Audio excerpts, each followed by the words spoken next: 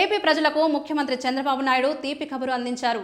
రాష్ట్రంలో విద్యుత్ ఛార్జీలపై స్పష్టమైన హామీ ఇస్తూ రాబోయే ఎన్నికల వరకు కరెంట్ ఛార్జీలను ఒక్క పైసా కూడా పెంచబోమని ఆయన ప్రకటించారు. ప్రజలపై అదనపు భారం పడకుండా ప్రభుత్వం అన్ని చర్యలు తీసుకుంటుందని ఆయన స్పష్టం చేశారు.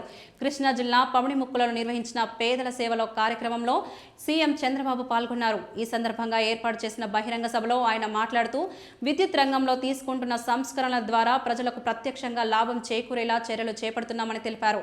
గతంలో ఇచ్చిన హామీలను ఇప్పుడు అమలు చేస్తూ ప్రజల విశ్వాసాన్ని నిలబెట్టుకుంటున్నామని ఆయన అన్నారు. చంద్రబాబు మాట్లాడుతూ గత ప్రభుత్వ హయాంలో విద్యుత్ రంగంలో అనేక సమస్యలు తలెత్తాయని విమర్శించారు. ట్రూ యాప్ ఛార్జీల పేరుతో ప్రజలపై భారం వేశారని, దాదాపు 9 సార్లు కరెంటు ఛార్జీలు పెంచారని ఆయన ఆరోపించారు. దీనికి భిన్నంగా తమ ప్రభుత్వం ట్రూ డౌన్ విధానాన్ని తీసుకువచ్చి విద్యుత్ ఛార్జీలను తగ్గించే దిశగా పనిచేస్తుందని చెప్పారు.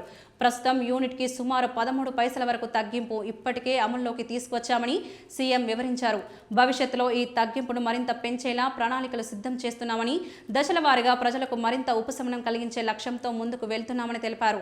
ప్రతి నెల మొదటి తేదీన నిర్వహిస్తున్న పేదల సేవలో కార్యక్రమం ద్వారా ప్రజల సమస్యలను నేరుగా తెలుసుకుంటున్నామని చంద్రబాబు చెప్పారు. ఈ కార్యక్రమం ద్వారా ప్రజలతో ప్రత్యక్షంగా మాట్లాడి వారి అవసరాలు మరియు ఇబ్బందులను అర్థం చేసుకుని పరిష్కారాలు తీసుకువస్తున్నామని ఆయన అన్నారు.